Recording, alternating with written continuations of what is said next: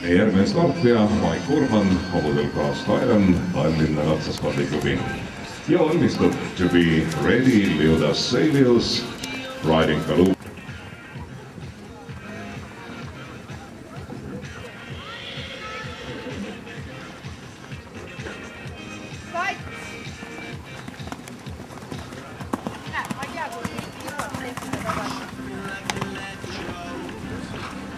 Ma vaatan, et ma ei tea, kellegi.